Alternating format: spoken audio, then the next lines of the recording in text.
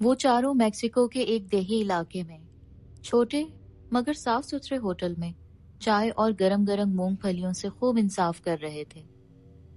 شام کے گہرے سائے آہستہ آہستہ پھیلتے جا رہے تھے اور سردی ایسی کہ جسم میں سرایت کرتی جا رہی تھی، مگر ہوٹل کے اندر جلتے ہوئے الاؤ نے انہیں سردی کے بے رحم تھپیڑوں سے بچا رکھا تھا۔ جیک، کرسٹی، مائیکل اور روزی یونیورسٹی کے تیسرے سال میں تھے، مگر ان کے درمیان دوستی سے بڑھ کر محبت کا رشتہ تھا۔ مختلف علاقوں اور مختلف خاندانوں سے تھے، مگر جہاں بھی جاتے ایسا معلوم ہوتا کہ ایک ہی خاندان سے ہیں۔ جہاں بھی ہوتے ایک ساتھ ہوتے، پڑھائی میں ایک دوسرے کی مدد کرتے، کسی ایک کو بھی ذرا سی تکلیف ہو جاتی تو تینوں اس کی تکلیف کو برابر محسوس کرتے۔ یہ تھی ان چاروں کی دوستی اور محبت۔ جیک ایڈونچر پسند بندہ تھا، کبھی اس کے سر پر پہاڑوں کی چوٹی سر کرنے کا بھوت چڑھ جاتا تو کبھی کسی دور دراز علاقے میں جا کر گھومنا پھرنا پسند کرتا۔ جیک کے ان تمام ایڈونچر میں مائیکل، روزی اور کرسٹی بھی اس کے ساتھ ساتھ ہوتے تھے اور ہمیشہ ہی خوب لطف اندوز ہوا کرتے تھے۔ اس مرتبہ بھی جیک ہی ان تینوں کو اپنے ساتھ میکسیکو کے اس دیہی علاقے میں لایا تھا، اور وہ سب ہمیشہ کی طرح پرجوش تھے۔ سردی کے موسم میں چائے اور گرم گرم مونگ پھلی نے اتنے لمبے سفر کے بعد پھر سے ان کو تر و تازہ کر دیا تھا۔ روزی بول پڑی، تو پیارے جیک، کیا اب تم ہمیں بتاؤ گے کہ یہاں اس دیہات میں بھلا کیسا ایڈونچر؟ مونگ پھلی کا دانہ منہ میں ڈالتے ہوئے وہ ہلکا سا مسکرا دیا۔ ارے روزی، تم ہمیشہ سے ہی جلد باز رہی ہو، اب جب ہم یہاں آ ہی گئے ہیں تو تمہیں میں بتا بھی دوں گا کہ اس بار کیا کرنے والے ہیں ہم۔ جیک کی اس بات نے سب میں ایک مرتبہ پھر تجسس کی ایک لہر دوڑا دی۔ یہ بھلا کیا بات ہوئی جیک، اب تم تنگ کر رہے ہو ہمیں کچھ نہ بتا کر؟ کرسٹی جو کافی دیر سے خاموش بیٹھی تھی بول پڑی۔ اب مائیکل نے بھی لقمہ دینا اپنا فرض سمجھا۔ جیک، اب تم بتاتے ہو یا میں 2-3 لگا دوں تمہیں؟ اس پر جیک نے مصنوعی خوف زدہ چہرہ بنایا اور بول پڑا، نہیں نہیں مائیکل، پلیز یہ ظلم مت کرنا۔ ہم سب جانتے ہیں کہ تم ایک باڈی بلڈر ہو، اب اس کا ثبوت مت دو پلیز۔ ہمیں تم پر یقین ہے میرے دوست۔ اس پر سب کہا لگائے بنا نہ رہ سکے۔ اب جیک پھر گویا ہوا، دیکھو میرے جگر کے ٹکڑوں، ہمیشہ میں تم سب کو ایسی جگہوں پر لے جاتا رہا جہاں کم و پیشتر سب لوگ ہی جاتے ہیں، مگر آج ہم ایک ایسی جگہ پر آئے ہیں جہاں عموماً لوگ آنے سے ڈرتے ہیں۔ میں نے اپنے ایک جاننے والے سے سنا ہے کہ میکسیکو کے اس دیہی علاقے میں ہر سال ایک میلہ لگتا ہے، لیکن وہ میلہ عام میلہ نہیں۔ ہر سال وہاں کسی نہ کسی کی موت ہو جاتی ہے، اور اس کی وجہ جو میں نے سنی ہے وہ بڑی ہی عجیب اور ہنسانے والی ہے۔ وہ یہ کہ احمق لوگوں کا کہنا ہے کہ میلے میں ایک بونے جوکر کی روح پھرتی ہے جو موقع ملنے پر کسی تنہا جگہ پر لوگوں کا کام تمام کر دیتی ہے نا ہنسنے والی بات؟ میں بس اس بونے جوکر کو دیکھنا چاہتا ہوں، بھلا ایک بونا کیسے ہر سال لوگوں کا قتل کر سکتا ہے؟ وہ تینوں ہکے بکے جیک کے منہ کو تک رہے تھے کہ کرسٹی نے اچانک کہا، آر یو میڈ؟ تم ہمیں ایک ایسی جگہ لے کر آئے ہو جہاں زندگی کی بھی کوئی گارنٹی نہیں۔ موت چاہے جیسے بھی ہو، زندگی سے تو ہاتھ دھونا پڑے گا تمہارے اس ایڈونچر کے چکر میں۔ اب روزی بھی کرسٹی کے موقف کی بھرپور حمایت کرنے لگی، مگر ایک مائیکل تھا جو جیک کی طرح ہی پرجوش نظر آ رہا تھا۔ اب اس نے کچھ اس طرح بات شروع کی، ارے تم لڑکیاں بھی نا سب کی سب ڈرپوک ہوتی ہو، پاگل، یہ جن بھوت اور روح کچھ نہیں ہوتی۔ مجھے 100% یقین ہے کہ یہ قتل کا معاملہ ضرور کسی انسان کی سازش ہے، ضرور کوئی انسان ہے اس سب کے پیچھے جو یہ سب کر کے لوگوں کے دل میں ڈر پیدا کر رہا ہے۔ اگر ہم اس کا پتہ لگا لیتے ہیں اور اس پراسرار بات کا راز معلوم کر لیتے ہیں تو سوچو ہمیں کتنی شہرت ملے گی، اور مجھے پورا یقین ہے कि हम जरूर पता लगा लेंगे। शाबाश जैक, इस मर्तबा तुमने एक जबरदस्त एडवेंचर का इंतखाब किया है। माइकल हमेशा ही ऐसे दलाइल दिया करता कि सब झट से मान जाते और ना करने की गुंजाइश तक पैदा ना हो। हमेशा की तरह अब भी ऐसा ही हुआ। क्रिस्टी और रोजी ना चाहते हुए भी मान गईं। वो चारों 8 घंटे का सफर करते हुए इतनी सर्दी में मेक्सिको के उस देही इलाके तक आए थे और अब बगैर मेला देखे वापस लौट जाते, ये नामुमकिन था। जैक ने बिल की अदायगी के लिए एक शख्स को बुलाया और उसे बिल अदा करके कहने लगा, अच्छा, क्या आप बता सकते हैं कि यहाँ लगने वाला सालाना मेला कब शुरू होगा? ये सुनते ही उस शख्स का रंग फक हो गया। वो मौत का मेला है बेटा, मत जाओ वहां, वरना तुम भी मारे जाओगे। अरे अंकल, हम बहुत दूर से यहाँ मेला देखने आए हैं, अब आप हमें ना बताकर कैसी मेहमान नवाजी कर रहे हैं भला? हमें कोई डर नहीं, आप प्लीज बता दें कि मेला कब और कहाँ शुरू होगा। वो अधेड़ उम्र शख्स पहले पहल हिचकिचाहट का शिकार रहा, फिर मजबूरन बोल पड़ा, बेटा, मेला कल सुबह 9 बजे के करीब शुरू होगा। यहाँ से कुछ दूर बाएं हाथ पर एक वसी मैदान है, वहीं पर हर साल मौत रक्स करती है। मैं तो यही कहूँगा कि मत जाओ वहाँ, आगे तुम सबकी मर्जी। ये सुनकर जैक गोया हुआ। आपका बहुत बहुत शुक्रिया अंकल। अधेड़ उम्र शख्स चला गया। अब वो तीनों एक दूसरे के चेहरे पर देखने लगे। आया आगे का इरादा क्या है? चूंकि जैक के पास हर मसले का हल मौजूद होता, वो गोया हुआ। अरे रात का क्या है, हमारी इतनी बड़ी जीप कब काम आएगी? इतनी आरामदेह जीप है दोस्तों, आराम से हीटर लगाकर रात गुजार लेंगे। क्यों, क्या ख्याल है? अब इसके सिवा कोई और चारा भी नहीं हमारे पास।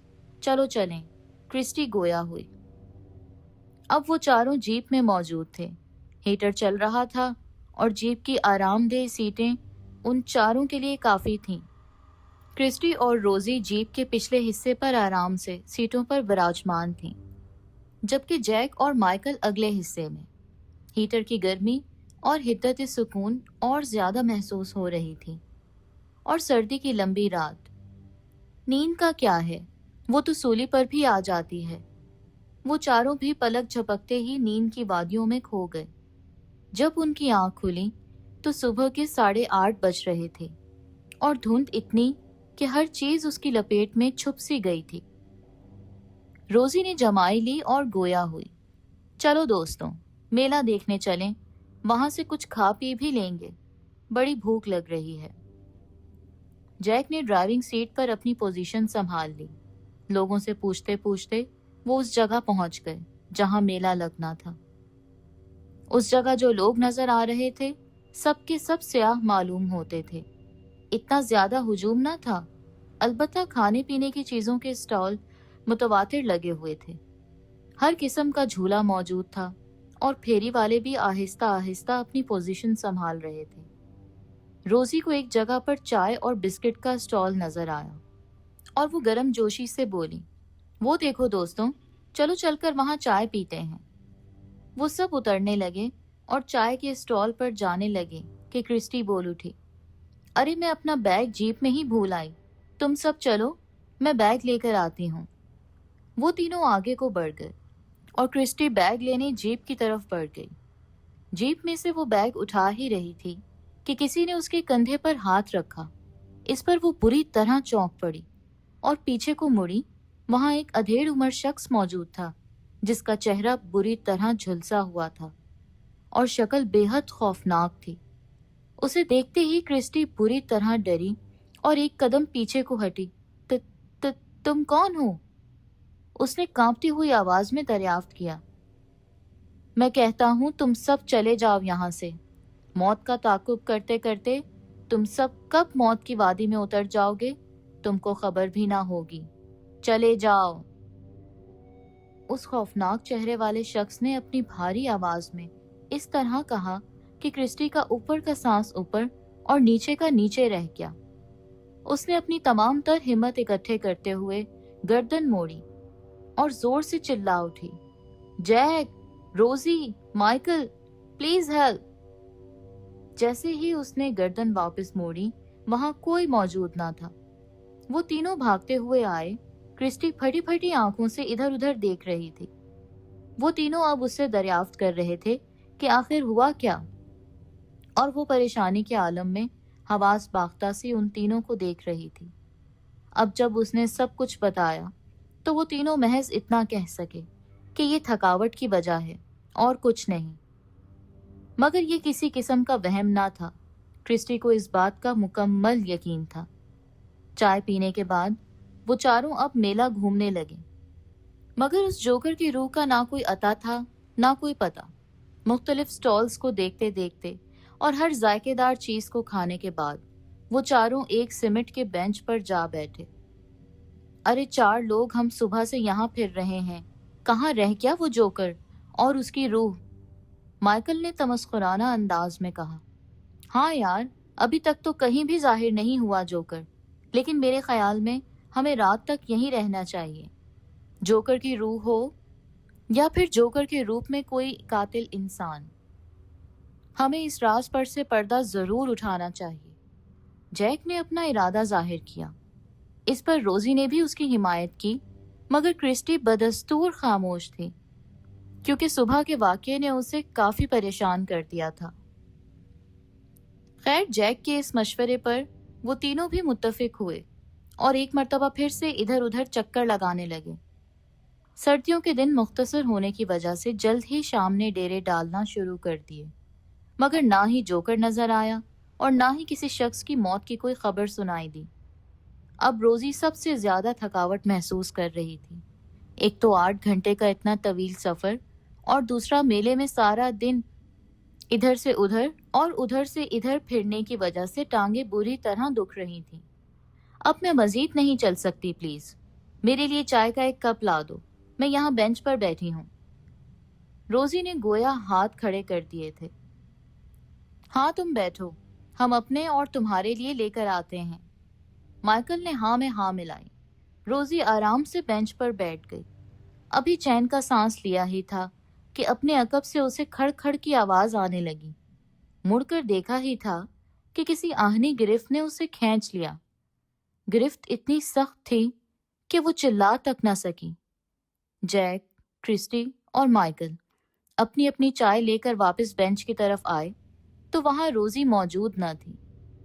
अरे ये रोजी कहाँ चली गई? यहीं पर तो थी, जैक ने परेशानी के आलम में कहा।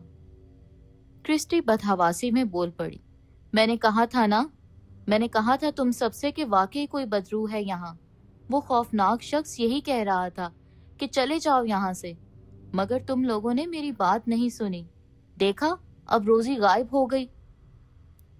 माइकल ने क्रिस्टी की बदहवासी देखी तो गोया हुआ, देखो परेशान ना हो, रोजी यहीं कहीं होगी, हम उसे ढूंढ लेंगे।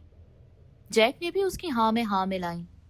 माइकल ने तजवीज दी कि हर किसी को अलग अलग होकर एक हिस्से में जाकर रोजी को तलाश करना चाहिए, क्योंकि अगर एक साथ मिलजुल कर गए तो बहुत वक्त लग जाएगा।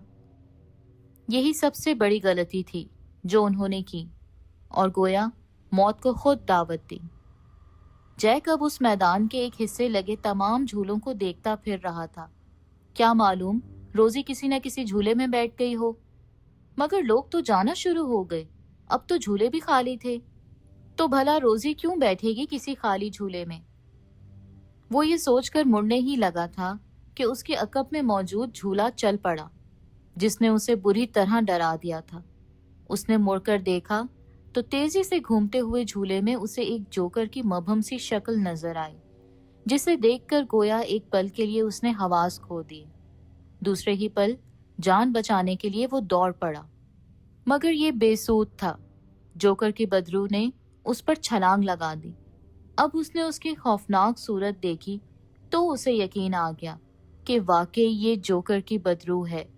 उसकी सफेद आंखें, बोना कद और नोकीले दांत, ये सब देखकर जैक को गोया अपनी मौत का यकीन हो चला था, और हुआ भी वही। जोकर ने अपने नोकीले दांत उसकी शहरक में पैवस्त कर दिए। खून का एक फवारा सा फूट पड़ा। اور چند ہی ساعتوں میں جیک ٹھنڈا پڑ گیا۔ دوسری طرف مائیکل ہر ایک سٹال پر جا کر دیکھ رہا تھا کہ شاید کہیں روزی مل جائے۔ شدید دھند کی وجہ سے اس نے موبائل کی فلیش لائٹ جلا رکھی تھی۔ تمام سٹالز کے شٹرز بند تھے، تو بھلا وہ کیوں آئے گی یہاں؟ وہ یہ سوچ کر مڑنے لگا تھا کہ اسے اپنی پنڈلی میں کسی نوکیلی چیز کی چبھن محسوس ہوئی۔ اس نے فلیش لائٹ کا رخ نیچے کی جانب کیا تو بوکھلا سا گیا۔ ایک بونا جوکر اس کی پنڈلی سے خون چوس رہا تھا، اور حد یہ کہ اس کے لمبے دانت اب مائیکل کی پنڈلی کی ہڈی تک آ گئے تھے۔ درد کی ایک شدید لہر اٹھی اور مائیکل بل کھاتا ہوا زمین پر آ گیا۔ چند ہی لمحوں میں بونے نے اس کا کام تمام کر دیا۔ جیک، روزی اور مائیکل، وہ سب بونے کا شکار بن گئے تھے۔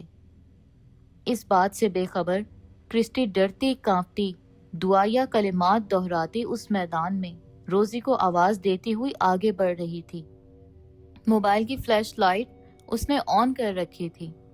دور ایک درخت کے نیچے اسے ایک ٹائر کا جھولا نظر آیا جس پر غالباً کوئی جھول رہا تھا۔ روزی، کیا یہ تم ہو؟ روزی، جواب دو نا پلیز، کیا یہ تم ہو؟